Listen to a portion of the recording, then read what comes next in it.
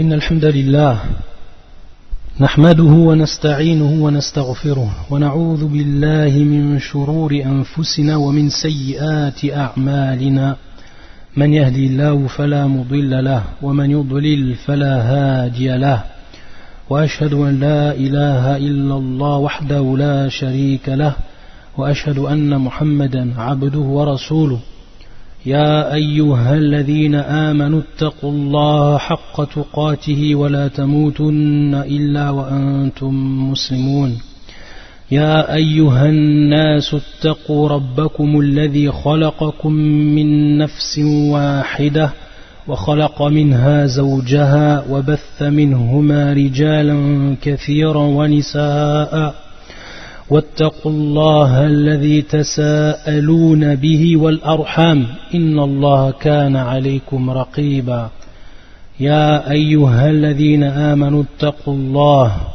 وقولوا قولا سديدا يصلح لكم أعمالكم ويغفر لكم ذنوبكم ومن يطع الله ورسوله فقد فاز فوزا عظيما أما بعد فإن أصدق الحديث كتاب الله وخير الهدي هدي محمد صلى الله عليه وآله وسلم وشر الأمور محدثاتها وكل محدثة بدعة وكل بدعة ضلالة وكل ضلالة في النار.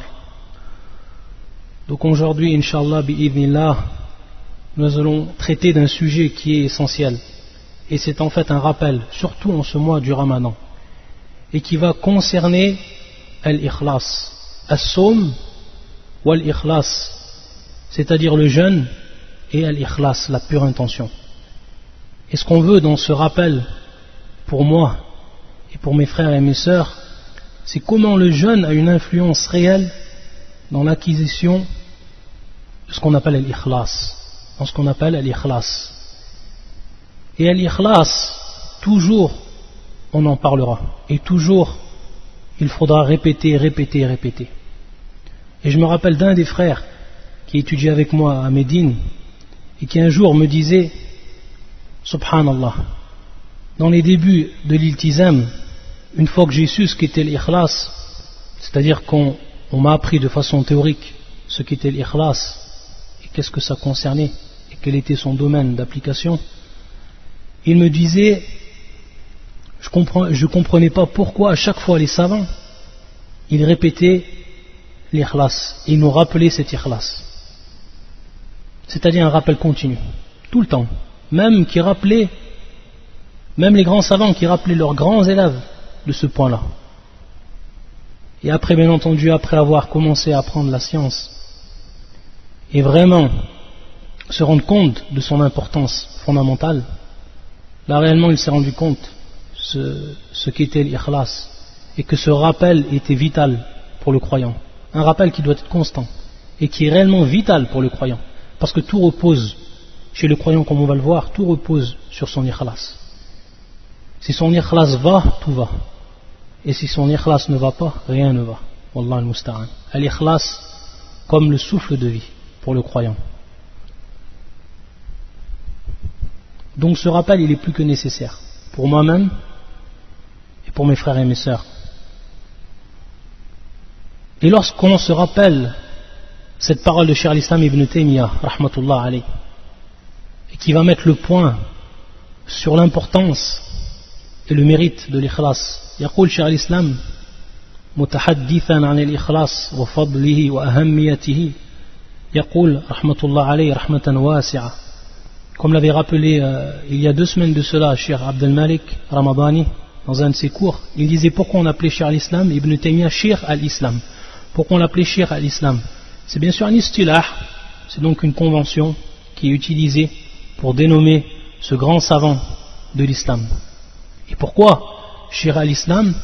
C'est tout simplement que le cheikh, lorsqu'il parlait dans une fi fan min funun al-sharia, c'est-à-dire dans une catégorie ou dans une science parmi toutes les sciences qu'englobe al-sharia, lorsqu'il parlait, lorsqu'il levait sa plume puis écrivait, alors on aurait dit que c'était le seul qui maîtrisait réellement cette science et que c'était le maître dans cette science par rapport à ses connaissances qui étaient très amples. Et cela dans toutes les catégories et dans toutes les sciences, que ce soit la langue arabe, que ce soit la science du tawhid, que ce soit la croyance de façon générale, que ce soit le fiqh, que ce soit usul al-fiqh, la jurisprudence, les bases de la jurisprudence,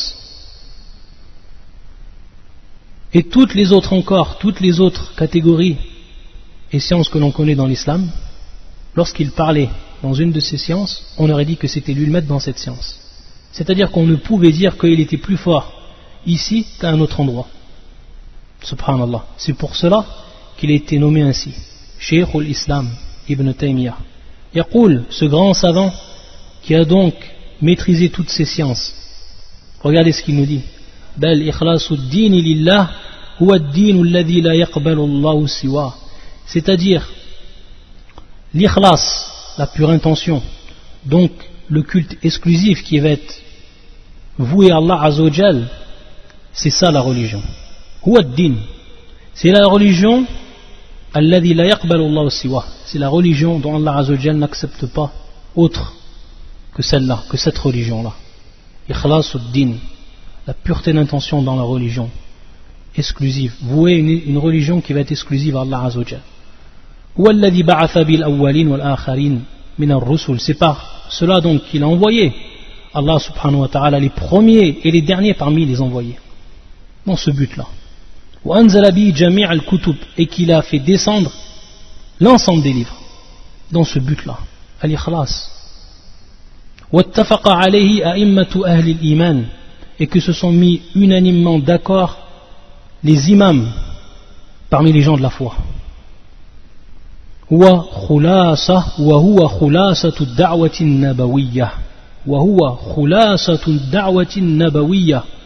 C'est l'essentiel de prêche prophétique. C'est l'essentiel du prêche prophétique. Donc si on a compris cela, on va comprendre pourquoi on insiste tout le temps et pourquoi ce rappel il est plus que fructueux pour le véritable croyant, celui qui s'en en tirer profit, et à tout moment. Et ensuite il a dit plus loin, cher al-Islam, قال تعالى في حق يوسف كذلك لنصرف عنه السوء والفحشاء إنه من عبادنا المخلصين كذلك لنصرف عنه السوء والفحشاء. C'est ainsi donc afin que nous écartons de lui le mauvais, as-sou, tout ce qui rentre dans ce qui est mauvais, ce qui est considéré mauvais aux yeux de la religion, as-sou wal fahsha, et la turpitude. Innahu min ibadina al-mukhlasin. Donc il faisait partie, lui, Youssouf, de nos esclaves, de nos serviteurs, qui ont eux concrétisé l'ikhlas comme il se devait. Al-mukhlasin, min ibadina al-mukhlasin. Regarde comme Allah Azzawajal il a nommé Youssouf et ceux qui ont été avec lui, qui ont été dans ce camp, al-mukhlasin. Allahumma ij'alna minhum. يقول الشيخ فالله يصرف عن عبده ما يسوءه من الميل إلى الصور المحرمة والتعلق بها. Donc il nous dit qu'Allah Azzawajal a écarté ou écarte de ses esclaves ou de son esclave ما يسوءه من الميل إلى الصور المحرمة, c'est-à-dire ce qui va le nuire comme penchant vers les cas interdits. Lorsqu'il va donc se pencher vers les cas interdits, il va donc le dévier de cela, il va l'écarter de cela, il va écarter son serviteur de cela, de tout ce qui le nuit, comme penchant vers les cas interdits, le fait de se raccrocher à cela, à ces cas qui sont interdits. Et également il va l'écarter de la turpitude. Et dans le cas de Youssouf, tout le monde connaît l'histoire de Youssouf, bi-ikhlasihi lillah, c'est-à-dire de par son ikhlas.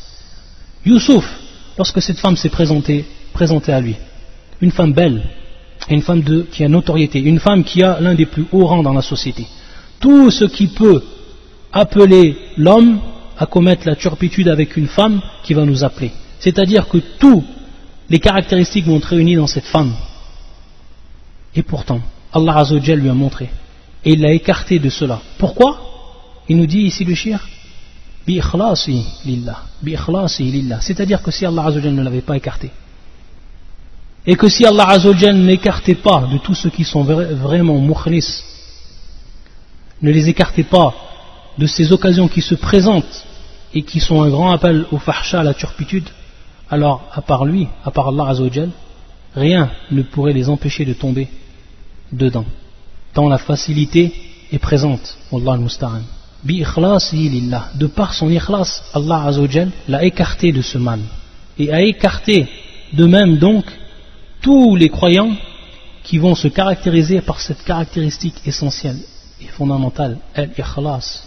Et ensuite il dit, Cheikh al-Islam, وَلِهَذَا يَكُونَ قَبْلَ أَنْ يَذُوقَ حَلَاوَةَ الْعُبُودِيَّةِ لِلَّهِ وَالْإِخْلَاصَ لَهُ, c'est-à-dire, il nous dit le Cheikh, que cela bien entendu, avant que la personne elle goûte à la douceur de cette ubudiyya, de cette adoration qui va être donc vouée à Allah Azza wa Jalla uniquement, lorsqu'elle goûte la personne réellement, ou avant qu'elle goûte réellement à cela, et lorsqu'elle a vraiment un ikhlas qui va être pur, وَلِهَذَا يَكُونَ قَبْلَ أَنْ يَذُوقَ حَلَاوَةَ الْعُبُودِيَّةِ لِلَّهِ العبودية لله والإخلاص له حيث تغلب نفسه على اتباع هواها, c'est-à-dire que dans le sens où son âme va l'emporter sur lui dans le suivi des passions ou des passions qu'elle a, cette âme-là, particulièrement elle.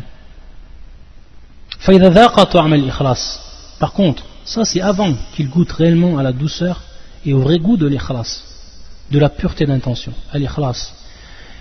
فإذا ذاق طعم الإخلاص, s'il goûte alors après cela cette douceur qu'il va trouver dans al-ikhlas, قوي قلبه, alors son cœur va se renforcer et son âme sera sans aucun remède contrainte et soumise, sans aucun remède, contrainte et soumise à Allah Azza wa Jal, c'est-à-dire aux ordres d'Allah subhanahu wa ta'ala. Donc regardez cette parole qui nous est dite par Cheikh al-Islam et qui nous fait comprendre donc l'importance de l'ikhlas, et que par celle-là, et c'est ce qu'on en tire, on tire profit ici, qu'Allah Azza wa Jal, de par notre ikhlas, il va nous écarter, c'est lui qui va nous écarter de tomber dans le mal et de tomber dans la turpitude. Et si on revenait à ce terme, al-ikhlas, comme certains des savants nous en donnent définition, ou at-tasfiyah ou at-tasfiyatul amal, ou tasfiyatul amal, c'est-à-dire donc c'est la purification de l'acte, min kulli sha'ibatin tashubuhu, c'est donc la purification de l'acte de tout ce qui va polluer bien entendu l'âme,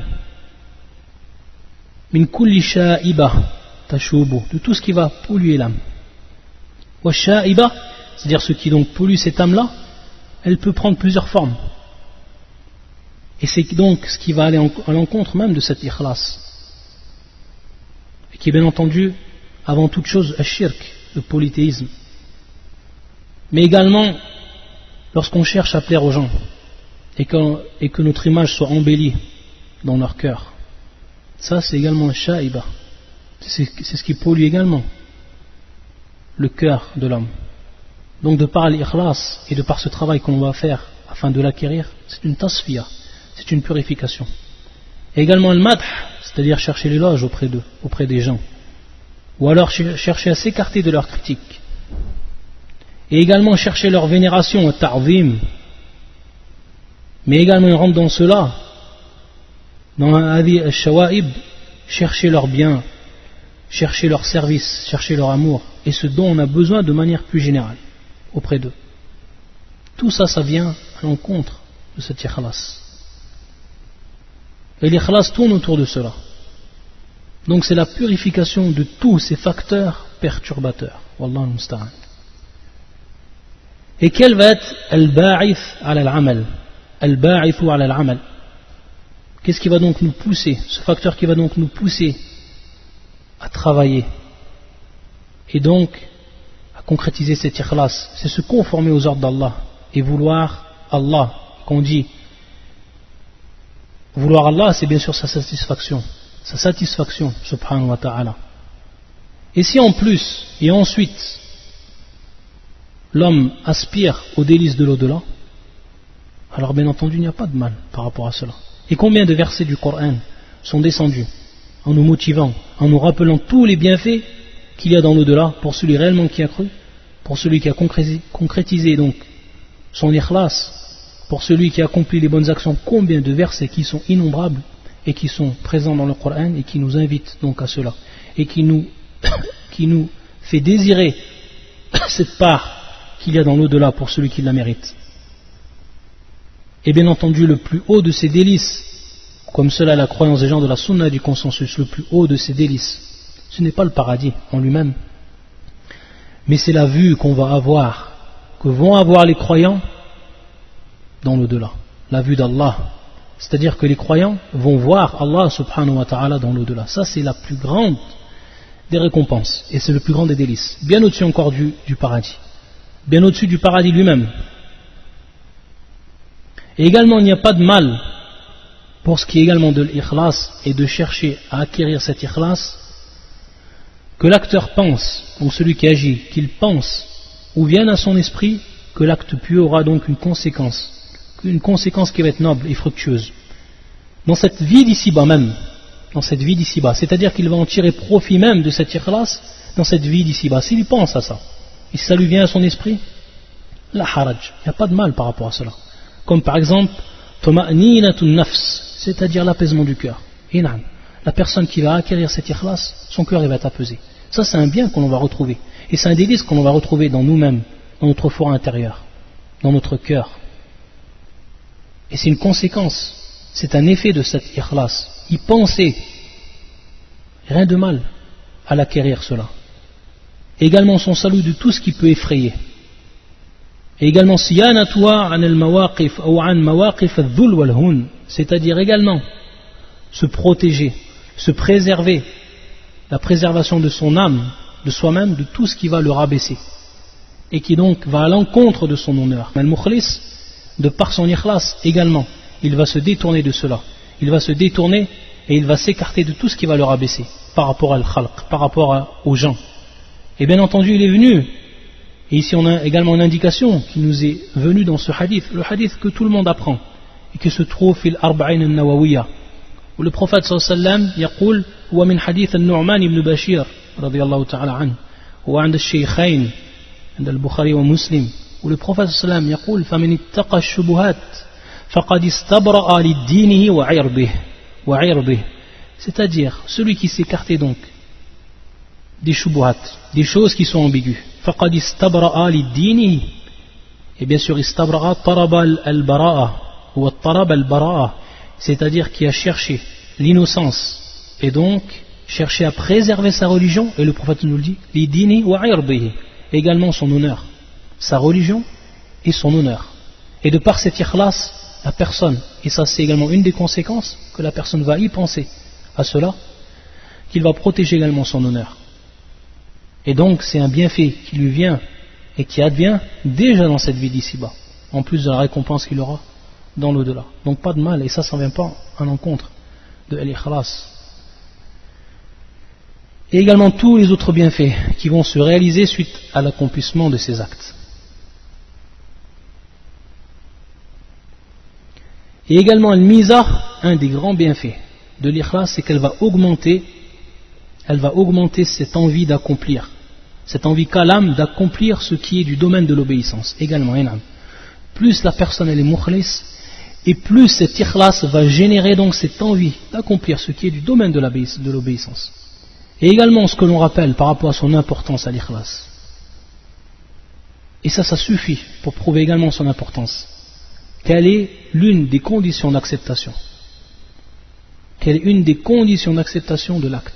C'est-à-dire que l'acte ne sera jamais accepté auprès d'Allah Azza wa Jal si cette condition n'est pas requise. Al-ikhlas. ويقول الله عز وجل وما أمروا إلا ليعبدوا الله مخلصين له الدين حنفاء. Nous avons donc وما أمروا إلا ليعبدوه, donc nous leur avons ordonné que d'adorer Allah Azza wa Jal, qu'Allah مخلصين له الدين, en lui vouant bien sûr un culte qui est exclusif, en étant donc mukhlis, c'est-à-dire en ayant l'ikhlas. Hunafa, qui est le pluriel de Hanif, et donc al-mail an al-shirk wa kullu ma yata'allaq bi, c'est-à-dire délaisser et s'écarter totalement de tout ce qui est en relation avec le shirk, tout ce qui s'y rattache. Donc ça revient également à l'ikhlas, hunafa.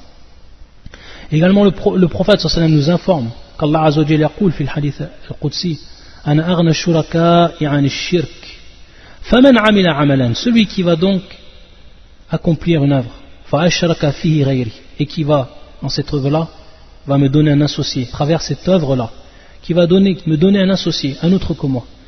فَأَنَا مِنْهُ بَرِيءٌ كَمَا جَاءَ فِي رِوَايَةِ الْمُسْلِمِ, comme cela est venu dans une des versions de l'imam Muslim. فَأَنَا مِنْهُ بَرِيءٌ وَهُوَ لِلَّذِي أَشْرَكَ, c'est-à-dire que je suis innocent de ce qu'il a fait, c'est-à-dire donc que je m'en écarte et que je ne l'accepte pas nullement, cet acte-là. وَهُوَ لِلَّذِي أَشْرَكَ, il sera pour celui donc à qui il m'a donné un associé, et qui donc ne lui sera d'aucun profit, que ce soit dans cette vie d'ici-bas ou dans l'au-delà.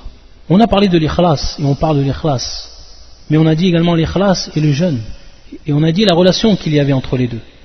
Et on voit que le jeûne, lorsqu'on réfléchit, et lorsque nous-mêmes, lorsqu'on accomplit ce jeûne-là, avec l'expérience, on va s'apercevoir, pour celui bien entendu qui a accompli le jeûne comme il se doit, le jeûne a un effet primordial, fondamental, essentiel dans l'éducation de l'âme devant cet ikhlas. C'est-à-dire que l'homme, le jeûneur, lorsqu'il jeûne, ce jeûne-là va éduquer son âme, à l'acquisition même de cet ikhlas.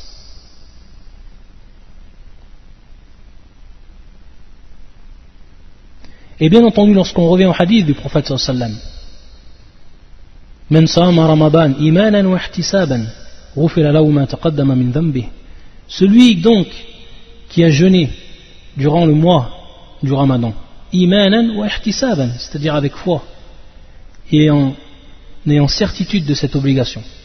Donc on voit ici avec une foi qui va reposer sur cet ikhlas même.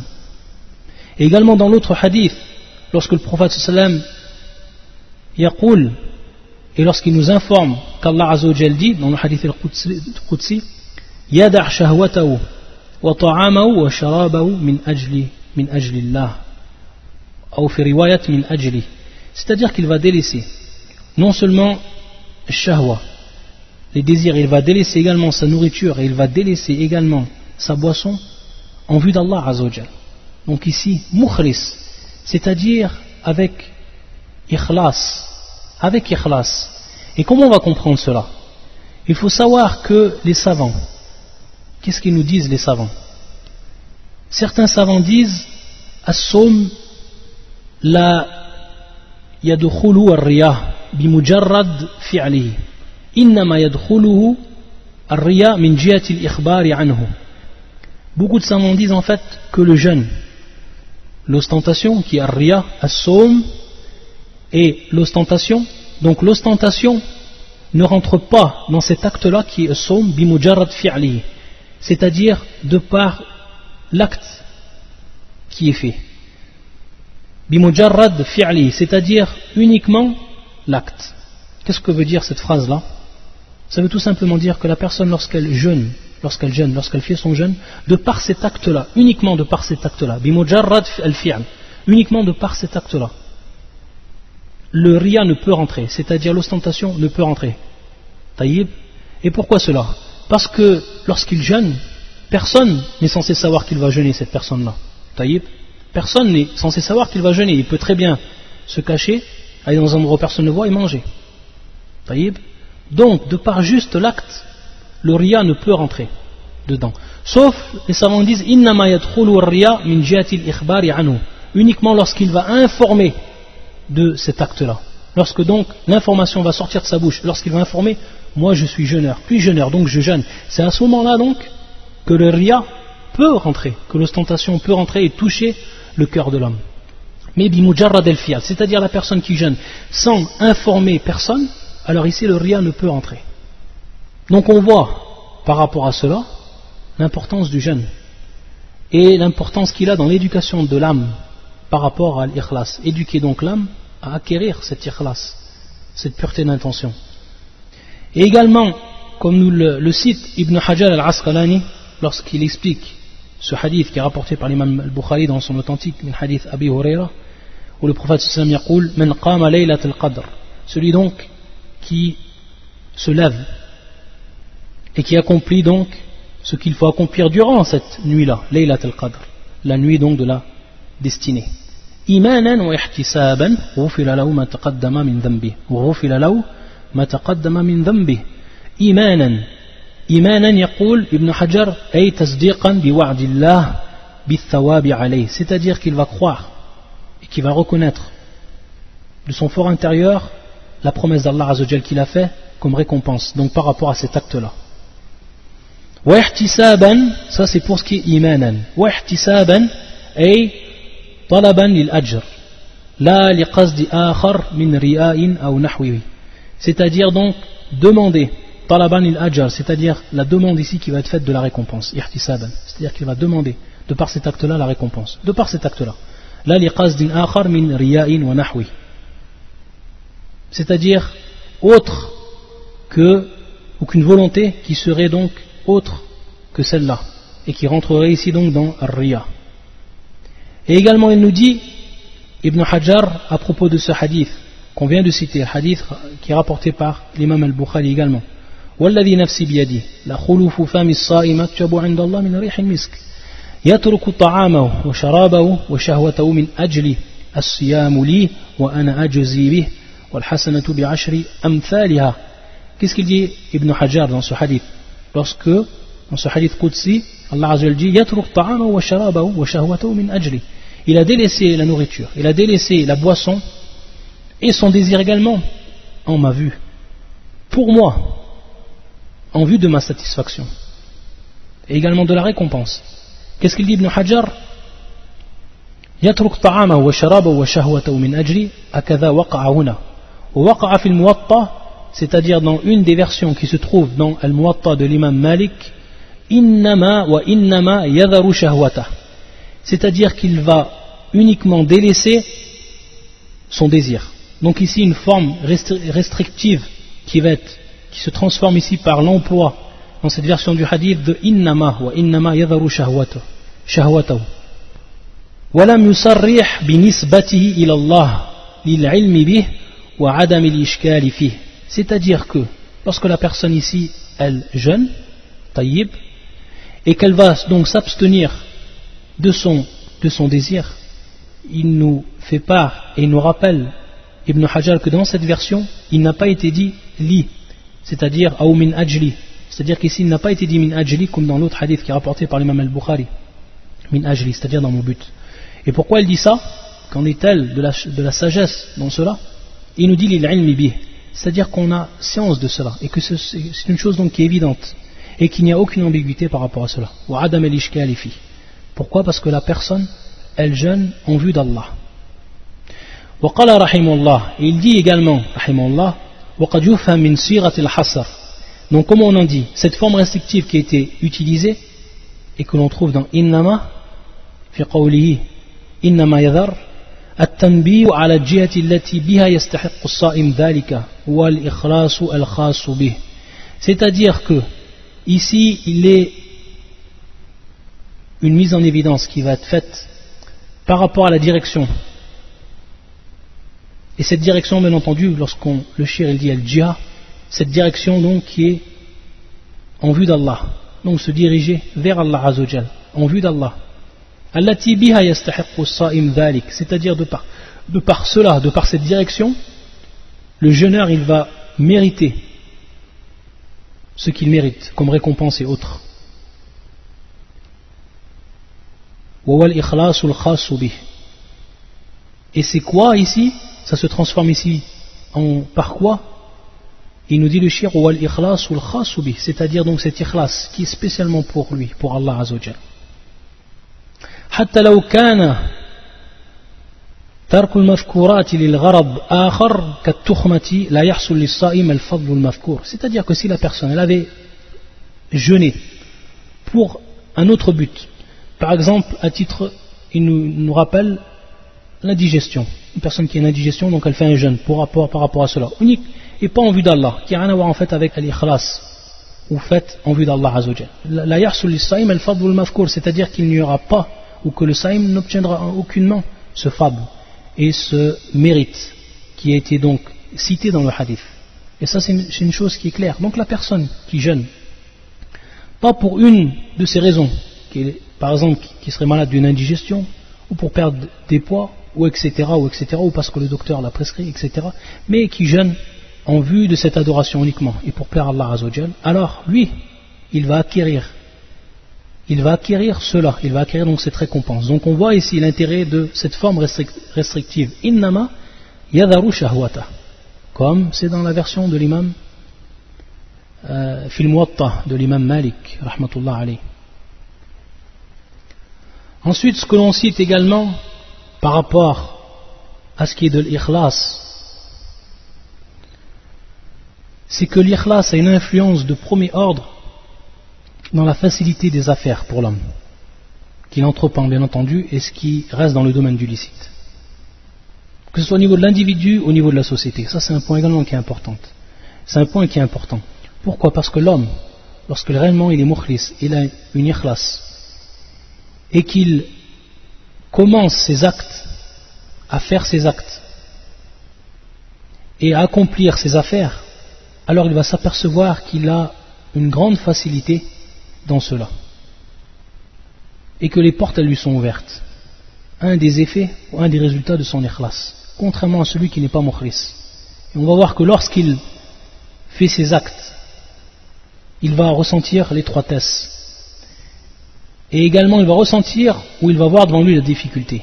Alors à ce moment-là, il faut qu'il se rappelle que son ikhlas est à revoir. Et également ce que l'on rappelle par rapport à l'ikhlas, c'est qu'elle apporte motivation. Elle rattache le cœur. C'est donc comme un moteur, un souffle de vie pour le croyant. Et c'est ce qui va permettre réellement au croyant d'atteindre les buts et les objectifs qu'il s'est fixés lui. Et donc l'ikhlas, c'est celle qui élève l'homme au plus haut degré. فَلَا يُقْدِمْ عَلَى عَمَلٍ إِلَّا وَهُوَ مُسْتَمْسِكْ بِعُرْوَتِهِ الْوُثْقَى, c'est-à-dire qu'il n'entreprenne pas un acte sans qu'il soit accroché fermement à son anse la plus solide, et qui est bien sûr, qui se traduit par la concrétisation réelle et de manière pleine de ce kalimat al-tawhid, la ilaha illallah, et tout ce qu'il engendre, et tout ce qu'il comprend, la ilaha illallah. Et également l'ikhlas, qu'est-ce qu'elle va avoir pour résultat, et qui est très important, c'est qu'elle va libérer son auteur de l'esclavage de la passion. Riq al-ahwa, ou des passions, de l'esclavage des passions. En'am. Parce que celui qui vit sous sa passion, c'est un esclave de sa passion. Al-ikhlas, elle va le libérer de cela. Et dans ce sens, regardez encore une belle parole de Cheikh al-Islam ibn Taymiyyah. On finit donc par cela. Regardez ce qu'il dit dans cette phrase, Cheikh al-Islam ibn Taymiyyah rahmatullah alayh. وَإِذَا كَانَ الْعَبْدُ مُخْلِصًا لِلَّهِ اشْتَبَاهُ رَبُّهُ. Lorsque et au moment où la personne elle va devenir mukhlis lillah, donc elle va acquérir cette ikhlas qui est elle pour Allah uniquement. Ishtabahu rabbuhu, c'est-à-dire que son Seigneur va le choisir. Fa-ahya qalbah, et qu'il va donner la vie à son cœur, la véritable vie. Fa-ahya qalbah. Washtabadahu ilay, et qu'il va donc le ramener à lui, le rapprocher de lui. فينصرف عنه ما يضاد ذلك من السوء والفحشاء ويخاف ضد ذلك, et donc il va l'écarter de tout ce qui va à l'encontre de cela, de cet ikhlas, comme le mal, comme la turpitude, etc.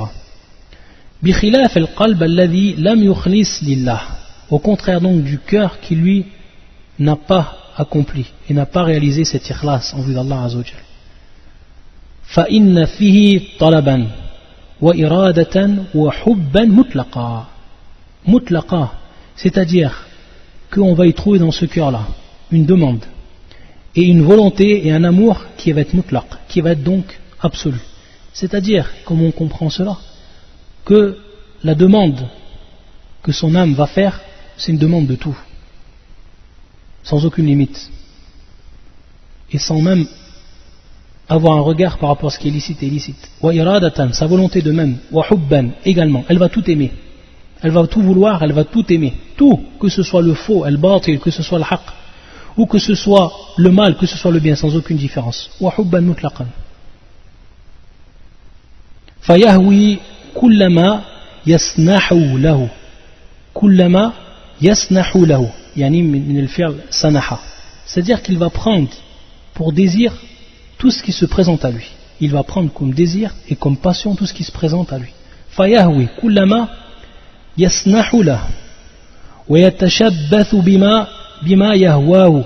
C'est-à-dire également qu'il va se raccrocher à tout ce qu'il désire et qui rentre dans sa passion. Et ici il nous fait une métaphore, cher l'islam, une belle métaphore ou une parabole. Et il dit كَالْغُصْنِ. Et le rusn, c'est bien sûr le rameau, la branche. أَيُّ نَسِيمٍ مَرَّ بِهِ عَطَفَهُ وَأَمَالَ.